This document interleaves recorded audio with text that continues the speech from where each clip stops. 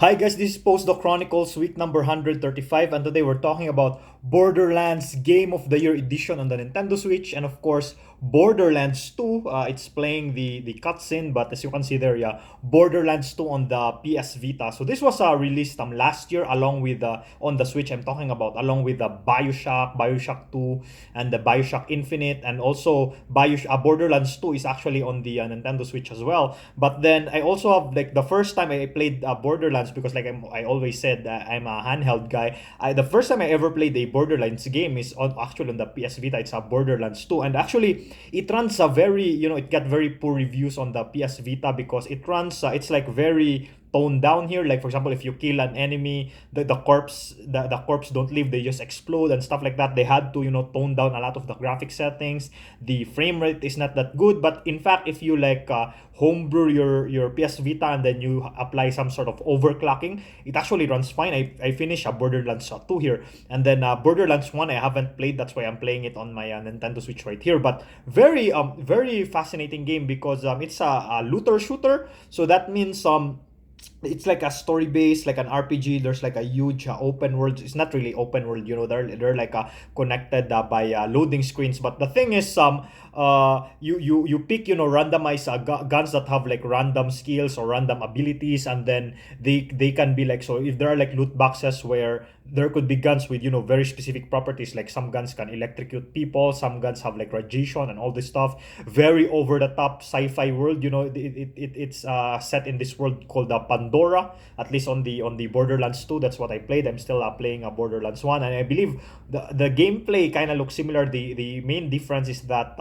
the classes, I believe, in Borderlands 1 and 2 are different. And then the nice thing on the Switch is it actually has gyro controls, but I still love it on the PS Vita. And in fact, on the PS Vita, I have this, the thing with the how do you call this, the one that enables R2 and R2, because there are like options on the PS Vita when playing Borderlands 2 where you have to tap the back, because if you recall, the PS Vita has a back touchscreen. So there are like, I think it's like grenade or however you want to map it, like accelerate the vehicle. You have to tap it here. It's a bit annoying. So if you connect that accessory, actually it actually translates the touch of the back into a button, which is a very convenient. And so that's how I played this. But it's still here on my PS Vita because it's very nice. And in fact, the OLED screen, it looks very nice. So the first time I played this, I'm like this guy, the commando, and I also tried the gunzerker, the guy with the two guns. And then I did a replay. I'm also trying the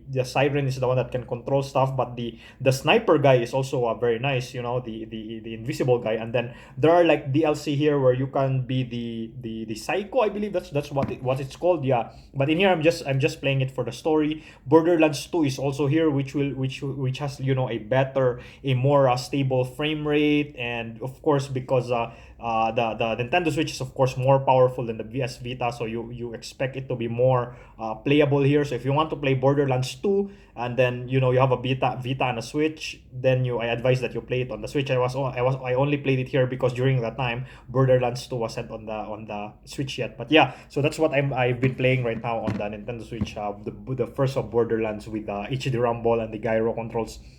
It's really very nice. And then I'm probably gonna replay Borderlands 2 on my Nintendo Switch as well. But anyway, yeah, let's go to the Postdoc Chronicles. It's gonna be very short, but yeah, it because there's like a long weekend. And in fact, I thought the weekend started like Thursday, because in the Philippines usually Holy Week starts Thursday, Friday, and then Saturday, Sunday, and then Monday the holiday ends. In here it's different. It's shifted one day. The holiday starts Friday, not Thursday, and then the holiday Monday is excluded. And then by the end of the week, which we're gonna talk about in the next post, the Chronicles, I'm gonna present my final QT presentation.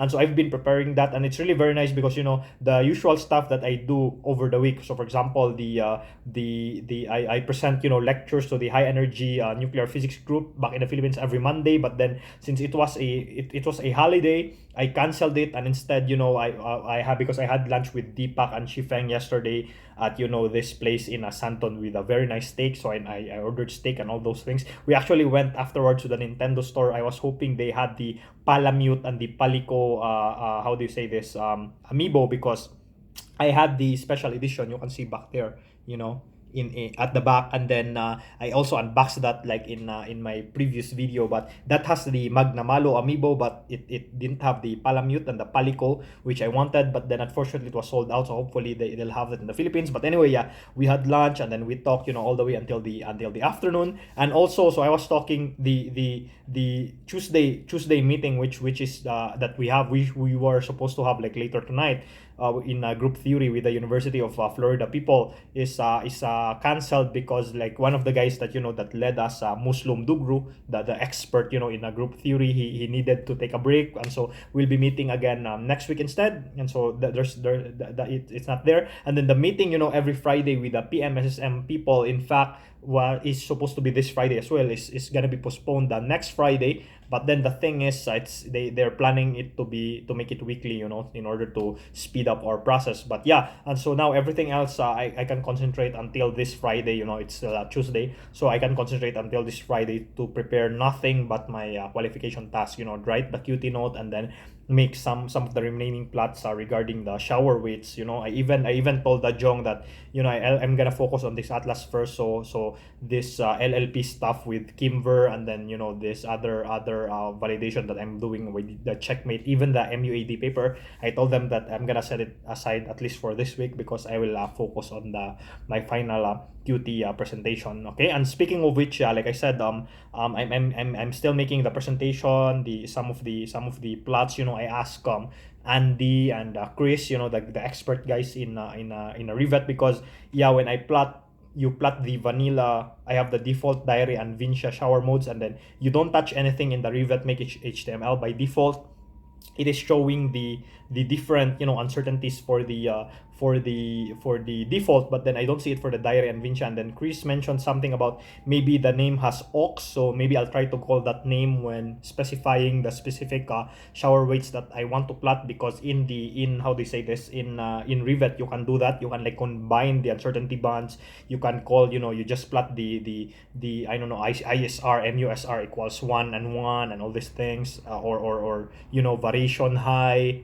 You just want to plot this uncertainty band, so you have that option. So I'm still doing that for the last part, as well as writing my QT. And speaking of pMSSM as well, so even though our meeting is for postponed for the next Friday, so this guy Mateo, who is like the one that is looking over our Jira ticket, he told me he tried. So I told him that I tried the commands that he gave for the how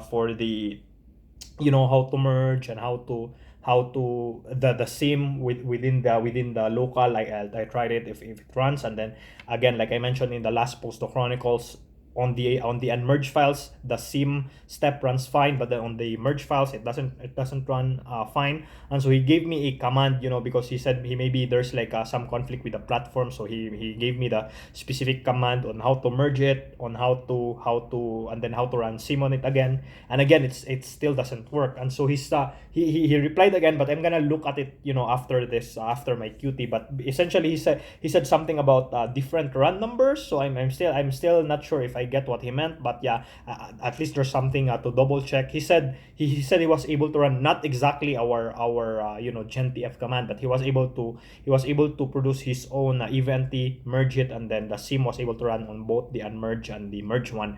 My problem is sim only runs on my unmerged EVNT files, but not on the merged one. So yeah, we're still gonna do that. But anyway, yeah, also my fiance, her visa has been approved for South Africa. So the plan is that she will come here for 2 weeks during the end tail of May, and then we'll be going home together back to the Philippines on when I go back May, because May is the last month of my postdoc. So we'll be going back together. And so yeah, that's good. So she has like around a month from now, she'll be here.